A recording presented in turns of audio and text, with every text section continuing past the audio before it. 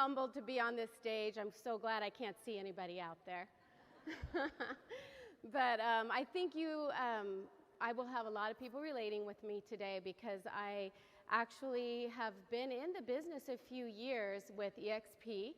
And as you see, my numbers are not in the thousands, nothing like that. I have 561 in my group, and I've done that, doing it Aloha-Style, I call it, actually. I'm going to talk today about attracting Aloha-Style. My name is Sherine Duncan, and basically what I've done is just really done my best to work with the other agents on the other side. And I haven't gone all over the place trying to sponsor and recruit. I just keep selling houses, and along the way, I end up attracting other agents, and some of them get all excited, and you can't stop them, and it's great. So a little bit about me. I was actually born into real estate. I'm a third-generation realtor, and I tried to not sell real estate. Instead, I got into the lending business. So I was in San Luis Obispo, California. I had a little mortgage company. I loved it, and thankfully, I got out of that in 06, because you all know what happened in 07. So then I went into the title and escrow industry. I worked with Fidelity National Title. Some of you have heard of that company. And I ended up getting recruited, there's that word again, to Hawaii to be the state manager for the sales. So it was great. I got to go to all the islands and get to know the different top realtors, something I had already done my whole life, right? So I got tired of managing, honestly. It's like herding cats. It's really hard to manage. Taking those manager positions are just, not what they're cooked up to be, yeah. But I still love Fidelity, but I started selling homes. My dad was so happy. That's what he always wanted me to do. So I started selling homes about 7.5 years ago when my twin granddaughters were born. I jumped off that ledge of real estate and 100% commission again. And my first 3.5 years, I worked at Keller Williams. I did that because I was so excited. I only had to pay about $46,000 a year, and then I could go 100%. It's great. So after doing that for a few years, I got this Facebook message from some guy called the Japanese Cowboy. I didn't know him. But what he said to me was, if I showed you an innovative real estate idea, would you look at it? Yeah, I'm an open-minded person, so I said yes. It took him 3 months to get me to watch it. He kept following up, this persistent Japanese cowboy. And so I finally watched it, and when I was watching it, it was Rob Flick. And in the background, there was a picture of Brent Gove, and I saw a slide. It was like top producers or icon agents or something. I was like, Brent Gove? So I watched the whole thing through, just it blew my mind. And then I called Brent on the phone. I said, Brent, I had known him when I was really young. I said, Brent, what is this? And he told me what it was. And I had just heard the video. So I had somebody I truly loved and respected in real estate back that whole thing up. And I just texted Chris Okamura, and I said, I'm in all capital letters. So he pushes me 3 months, doesn't know me, to watch a video, and then I say I'm in. I literally switched like the next day. And then I put an email out to some of my fellow KW friends, and I said, I know I've been a happy capper for 3.5 years, but I found something better. If you want to hear about it, come to the Honolulu Hub Thursday at 10 a.m. And Brent came over and did a little presentation, and 12 of the 14 people that showed up signed up, and basically EXP in Hawaii was born right there that day. It was so great.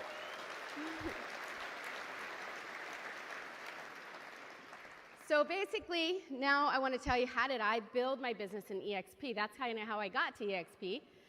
I feel like my golden ticket was basically the fact that my whole career I spent trying to figure out how to make realtors happy. That's what lenders and title people do, in case y'all don't know that. We really work hard to figure out who these realtors are and what makes them tick. So I kind of had that as a background. Not to mention I was raised by realtors. It's almost as bad as raised by wolves, huh? But I always think to attract is to captivate or fascinate. Okay, that's what it is. To recruit is to pursue. And I know we have some great recruiters out there. You've seen these numbers, 10,000 people in their group. And I am more of an attractor. So this is a little different speech than some of the ones you've heard. But I'll just tell you how I do it, okay? Some this will resonate with, and some will just be able to go much faster than me. So real quickly, I kind of use the word aloha because I want to do attracting Aloha-Style. So I did attentiveness and awareness for the A. You want to listen. This all has to do with the other agent you're working with on a transaction, listening to them, going over and above to help them, and then also that will obviously equal attracting more agents, okay? So in my little circle of what I do every single time I have a transaction, I start out looking for my husband, Philip Duncan. Some of you know him. He always says, what did he say? Adversity equals opportunity. So I always think when I'm in the middle of a transaction and I'm starting out and something goes wrong, like, I don't know, electrical outlets, smoke detectors, all the things, okay? I usually am looking for that opportunity to tell the other agent, hey, don't you worry about it. I'll just get my electrician to go over there and take care of it.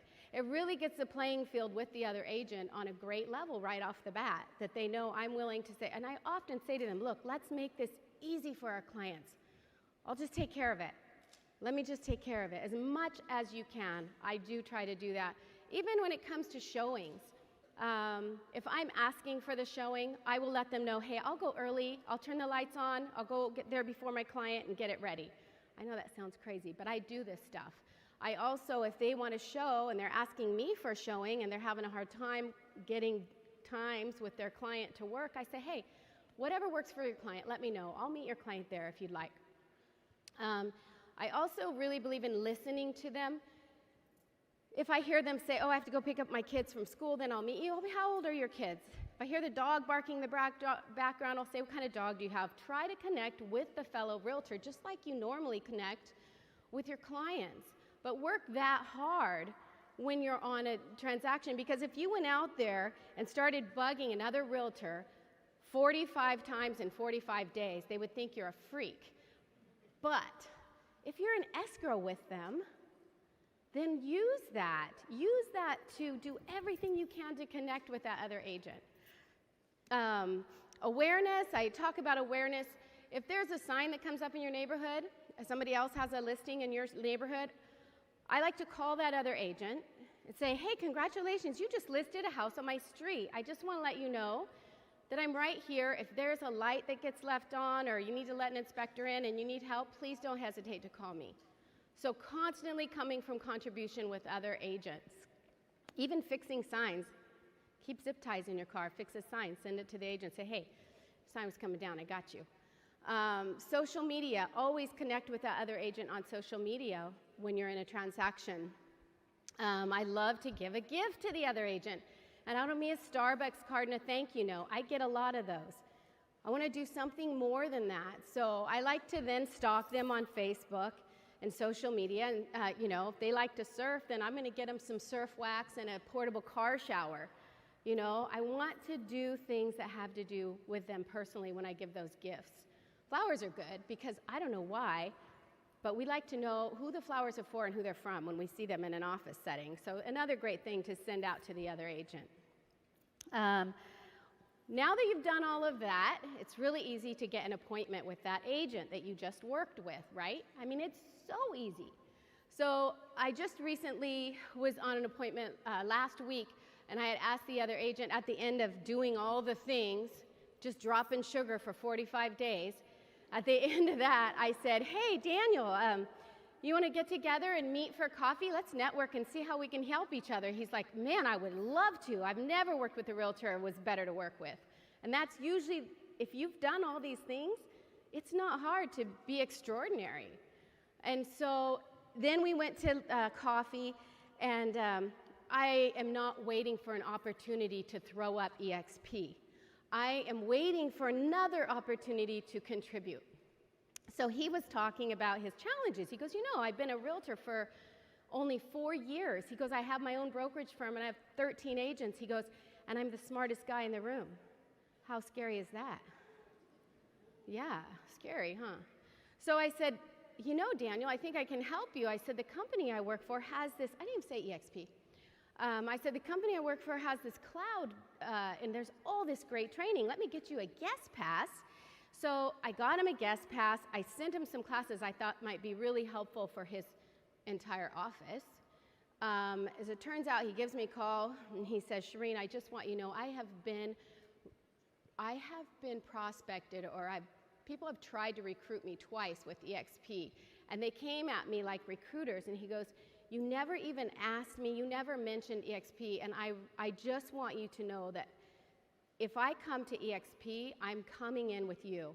And that's what we want to be. We want to be that agent that no matter who talks about it.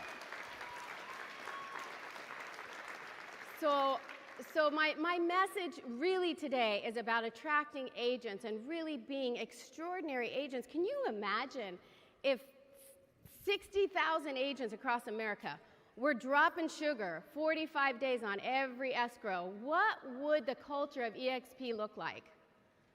Right? Who wouldn't want to work with an EXP agent? And so what else do I have anyway?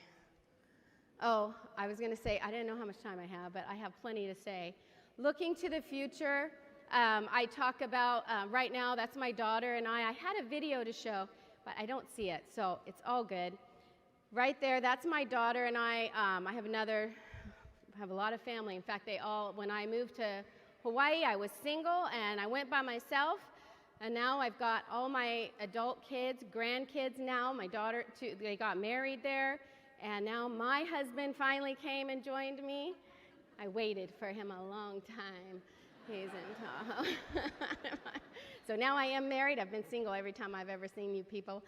But looking to the future, I'm excited. One day I will be able to step back. Right now, I'll just give you a quick story about what's happening.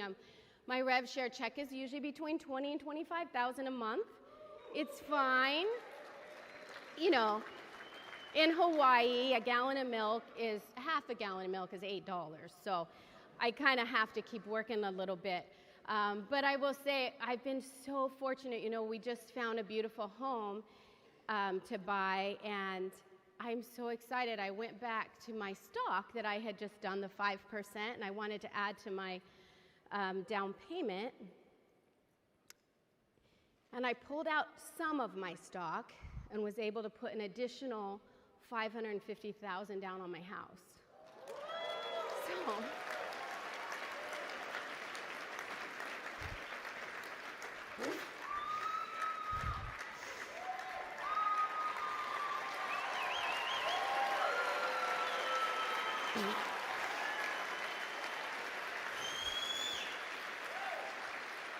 I wasn't even going to tell you guys that. It wasn't part of my story today.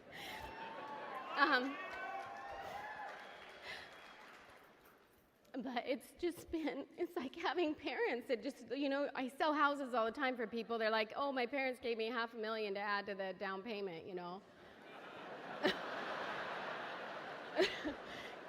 It happens all the time there. I don't know. But this is kind of what that was like. It was like a gift, you guys. I didn't do anything to get that. I worked the same amount of years here as I did at KW, and that was just something sitting there. I was able to help me get a house. I mean, they're just not a big deal house. It's $2.3 million. And so, it's just crazy. So anyway, I just want to say I'm so blessed to be in this business, and I really do believe, I have actually sponsored 35 plus people. So many of those are not FLQAs. I'm working much harder. I got an awesome coach, Randy Bird, that I just hired. And he's really helping me stay focused on these he's letting me build it the way I like to build it. And I'm really focusing on finishing up with those appointments. I used to just drip sugar. And now I'm really doing better with setting the appointment at the end, and that is just really working. So just wanted to share with you it works. And by the way, Bill Price, I loved his boo-ha, or whatever it was. Booyah, that's what it is. And we have kind of the same thing going on in Hawaii, and I think one of my generals is here. Of course, all the generals show up at these events. One of my generals is here, Dylan. I have no idea where you're at, but Dylan, give him a Hawaii booyah on 1, 2, 3. That's a chee-hoo! Anyway, thank you, everybody.